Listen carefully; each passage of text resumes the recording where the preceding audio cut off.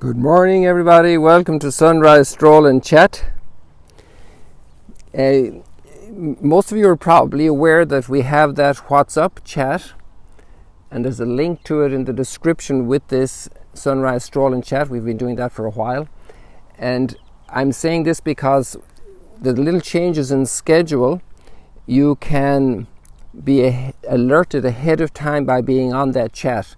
And you won't be bombarded with messages from everybody. Only I can put out the notifications, and you are alerted if we're starting with Instagram, if we're starting earlier or later because of weather conditions. And this morning it was very unclear how it was going to turn out because of the cloud, which is absolutely beautiful. And it's an amazing thing, you know, that every year around the time of the Jewish New Year, there is always a sprinkling of rain, and sometimes you'd wonder if it was going to come. And even I checked yesterday on the weather forecast for the next 10 days, and there doesn't seem to be a cloud, you know, but somehow the clouds do appear. If they'll give rain or not is another question. Who knows? So because of these changes in the weather conditions, and there can be some beautiful opportunities, some wonderful skies now in the month of October going into November, and that's why the WhatsApp group alert is useful for you if you want to be on it. I think people will respect that opportunity, and then you're aware of a change in scheduling.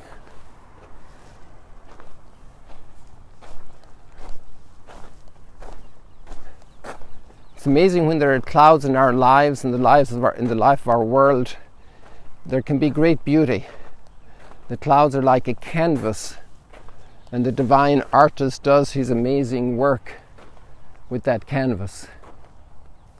And we're going to see more of that even right now as these clouds cover up the sun, and the sun rays will strike down in different ways. There we have Tiberias through the trees. And then up here, Mount Arbel.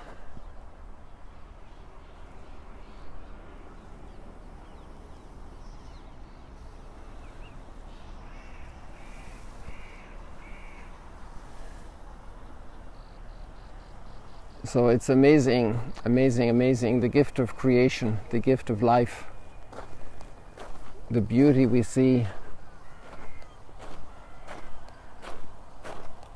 Welcome to Sunrise Stroll and Chat. It's wonderful to have the gift of a new day to start over. And I know you guys over in the East Coast, on the West Coast of the Americas, are finishing your day filled with Thanksgiving. But there's a new day already starting on the other side of the world. So that can be a perspective as you go to sleep and go to your dreams.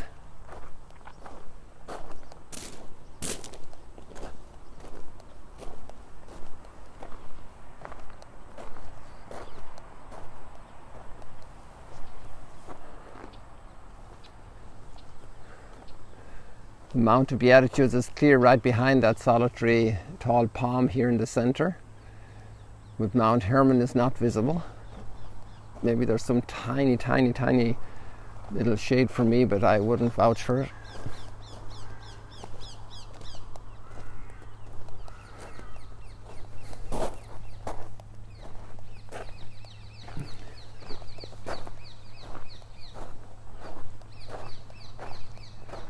Still very quiet because we're in lockdown. Some traffic circulates at this time, essential workers.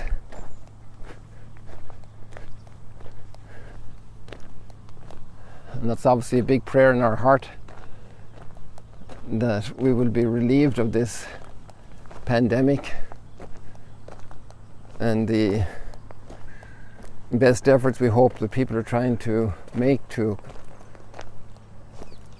curtail its spread and prevent, cure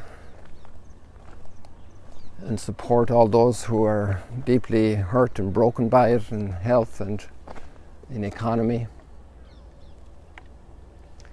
Need to show you something here because there's so many of them in bloom this morning.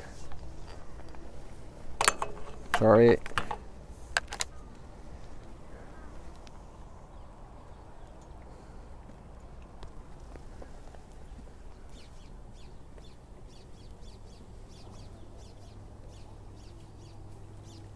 Amazing to see the little insects there. These are caper flowers. You know the little caper buds that sometimes are served with salmon.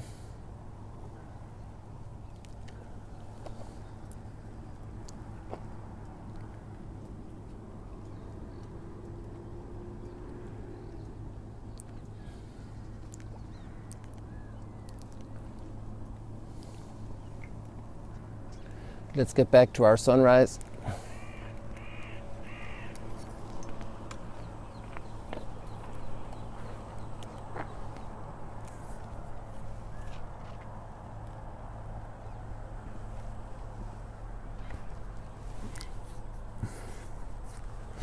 I think the sun is going to be lost on us for a while here, but we'll be surprised to see the light effects that can still happen in that context.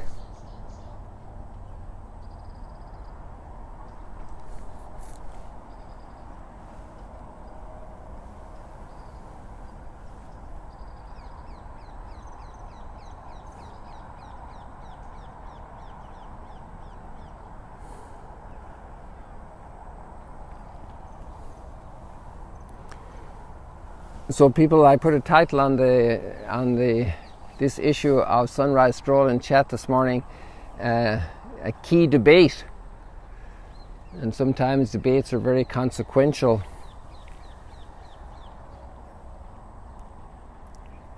And the key debate is probably one of the most key debates ever in human history.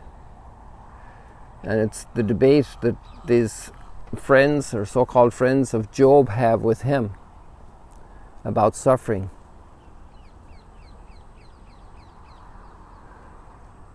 Thank you guys for all those hearts, because they tell me that this affects the way Facebook exposes the video. So you're helping to let people know about it. Somebody has a pink moon this evening. What's going on? Meg Trainer, God bless you, Meg.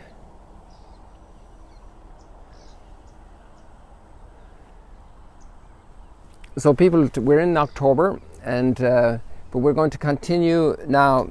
We're starting today the great pilgrimage, virtual pilgrimage and retreat that Kathleen is leading. But I'm going to, in the morning Sunrise Stroll and Chat, I'm going to stick with the daily readings that are normal, that you all have in your churches throughout the world, but we'll have the special Mass in the afternoon here for the pilgrimage theme and focus. But it's amazing how the two merge for me today. I'm not sure if I'm going to get around to all of this in these comments, but this great debate, the problem of evil in the world. And you have these three guys who are very wise and very learned and very passionate, and they show up at Job's door in the midst of all his troubles, and they're debating him sometimes in a very intensive and almost condemning way. And in today's conversation, Job is replying, and there's an amazing line in there. Actually, let me pull it out for you here. Just give me a second. And he says, "But as for me, I know that my vindicator lives."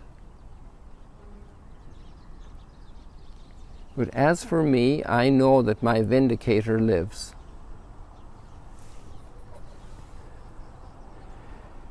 And that's a very, very powerful line. And I think we need to go back a little bit, especially those of us who are Christian here. We have been incredibly influenced, obviously, by the thought of the resurrection by the gift of the renewing grace of the resurrection, by pondering it, by meditating it, by contemplating it, and by contemplating heaven with all the angels and saints and the resurrection of the dead, the resurrection of the body. So we're at a different place. But if we go back before, centuries before Christ, then that light, that sunrise hasn't happened yet. And dead is dead, and dead is dead. Like these reeds here are dead. You know, these reeds in the water. And they're very uncomfortable. I was out there swimming because I can't swim over on the other side for a while now for a couple of technical reasons. And then there's a clear spot there, but to get out there, these reeds are very severe, and it's like too deep to walk. So I'm swimming, but the reeds, you're getting hit by the reeds, especially if you move your legs, like the up and down movement of the legs to propel yourself out, and those reeds hurt. And they're dead, and they're not going to come back to life. I think a living reed would hurt less because it'd be more flexible. These are dead. And dead is dead. But when he says, I know my vindicator lives, and it's like, how do you understand this line? And we're not going to force the understanding of it, but I think we need to read it also in the light of Psalm 27, which we're praying together in this set of readings for today's general calendar. I believe that I shall see the good things of the Lord in the land of the living. And this is in a Psalm 27. So this is before the fullness of revelation of the resurrection. And it's easy for us to read it in the light of the resurrection. You could also read it as the prayer of a very sick person who is faced with death but still believing that they're not going to die and that they're going to be in the land of the living. There are even then despairing lines that say, from the grave, who can give you praise, Lord? And you need to be praised. We need to give you praise. That needs to happen. So, don't let me die so I can give you praise. But also death is so definitive. Dead is dead. And then the beautiful reality is that dead can become alive. And the reason I'm bringing this in this great debate is, I know my vindicator lives. Job has another level of confidence, of faith that is, and the other guys believe in God too, but Job doesn't give up. Job knows his own innocence.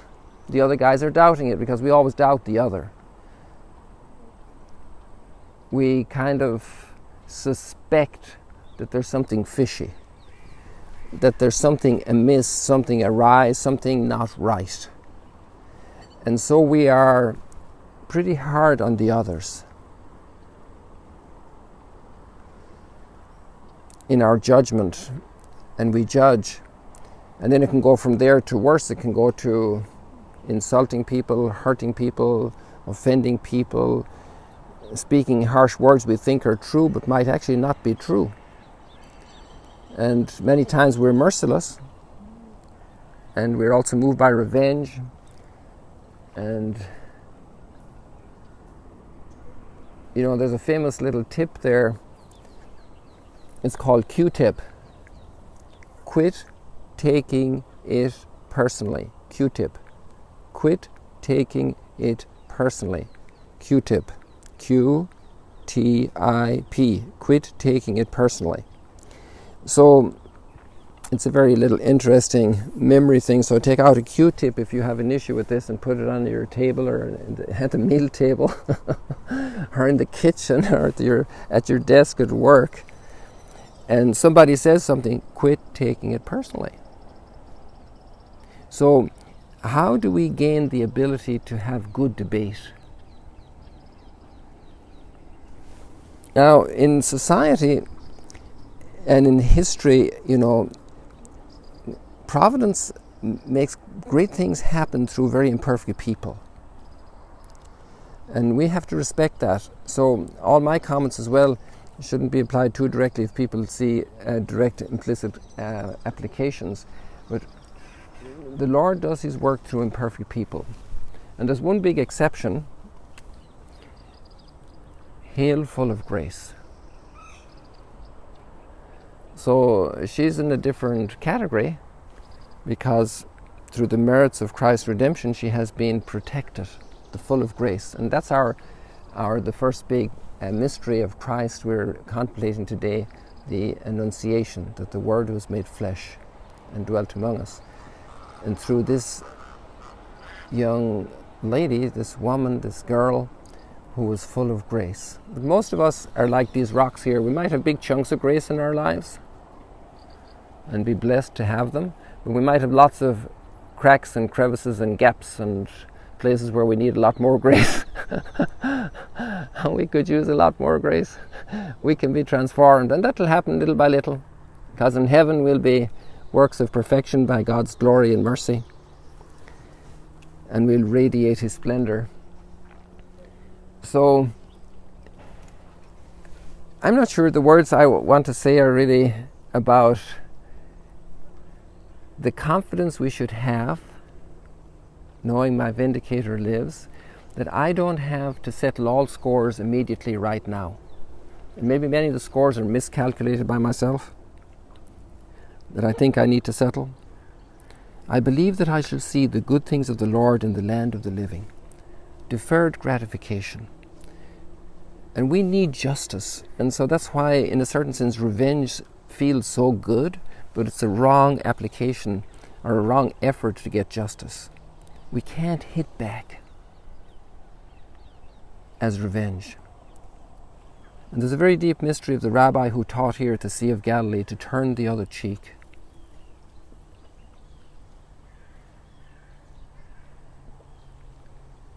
I believe that I shall see the good things of the Lord in the land of the living. Deferred gratification on the big scale.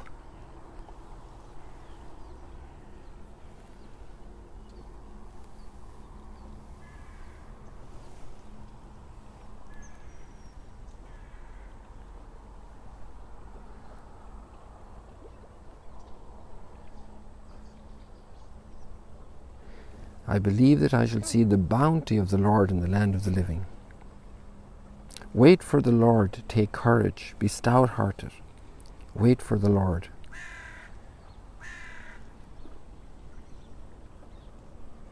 And Paul has a very beautiful line with that exact same spirit as well.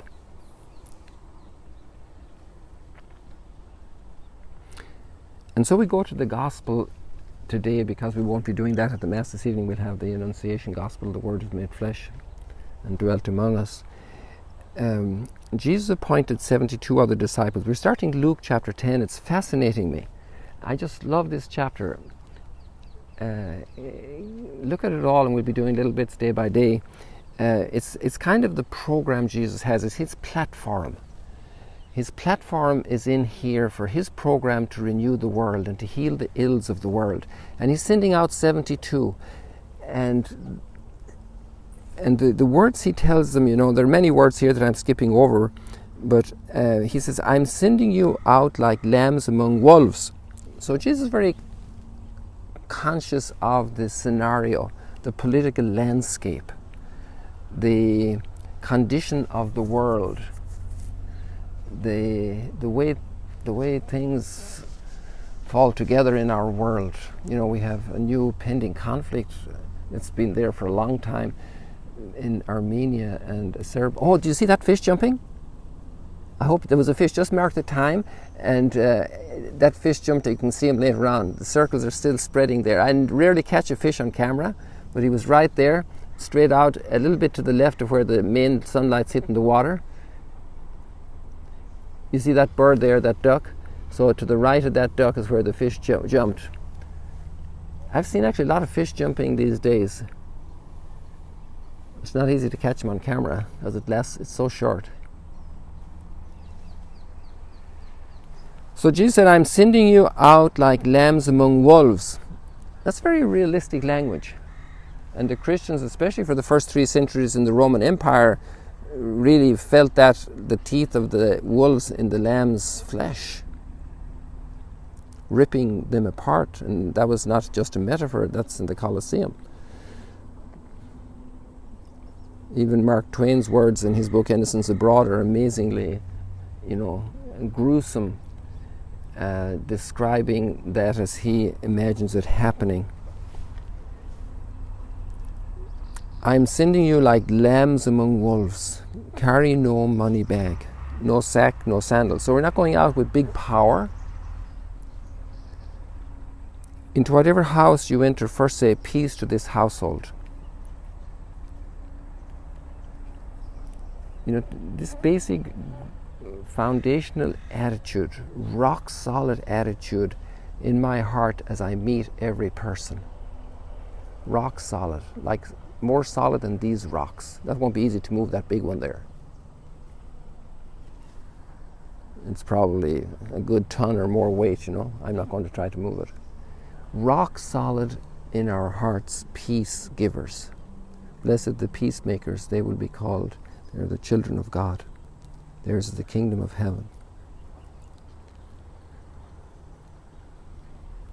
And no matter how black the environment is and difficult it is, you know, to leave a culture, to create a culture for the children, for the grandchildren, of how to debate, of how to meet people of different persuasions,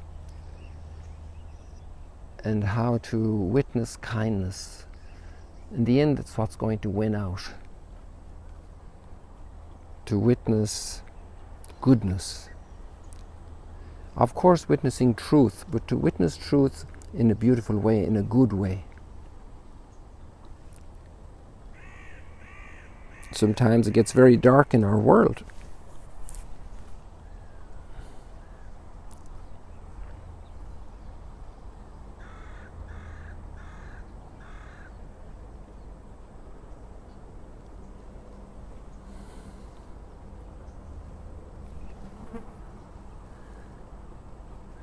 But the light will win out.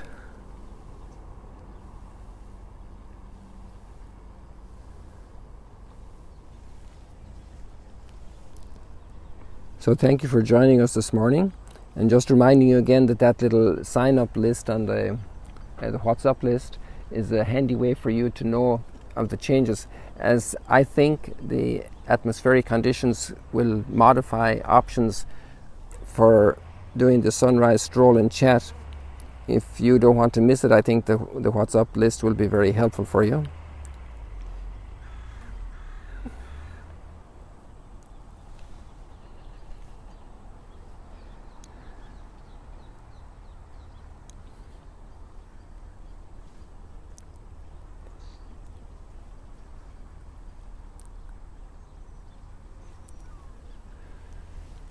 And just tying this into the pilgrimage we're starting today, you know, the fact that God would come to a remote part of the biggest empire of the time and not get an appointment with the top people in the country, but with a little girl in a village that had about a couple of dozen maximum family units in little caves for the most part that are still there, and you can see them in Nazareth. And that he wouldn't tell her what to do, but he said, you know, this is what I'd like to do. Are you game? And she said, behold the servant of the Lord. And it's amazing how that humility of God himself in all his creative power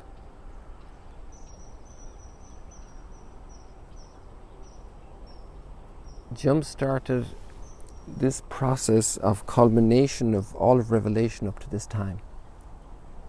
And the Word became flesh, the Word through whom everything was made.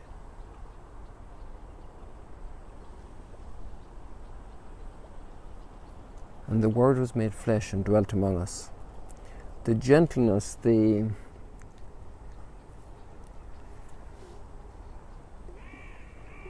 low profile style, no glamour, no drums,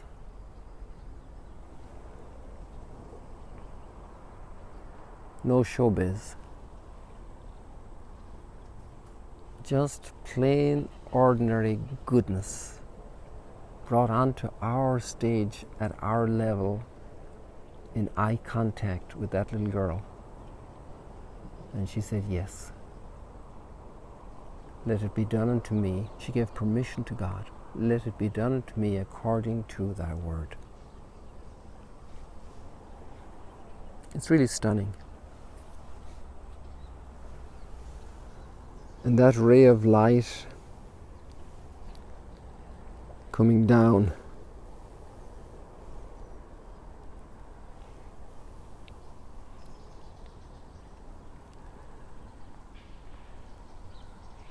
and this new phase of human history was launched.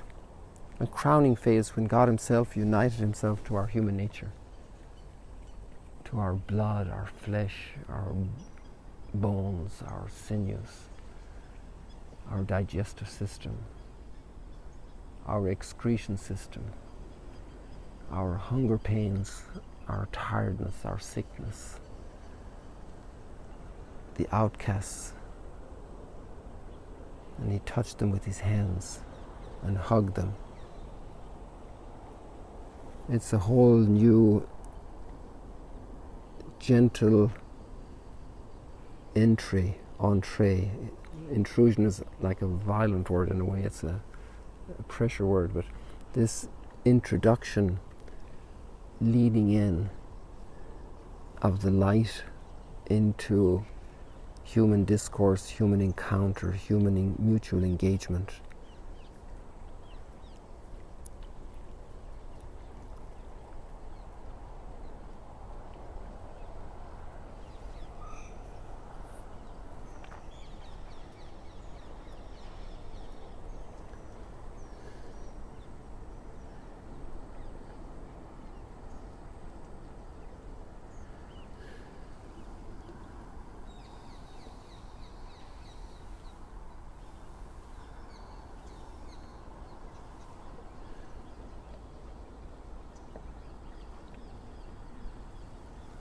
Thank you so much, people, for joining us today here at the Sea of Galilee.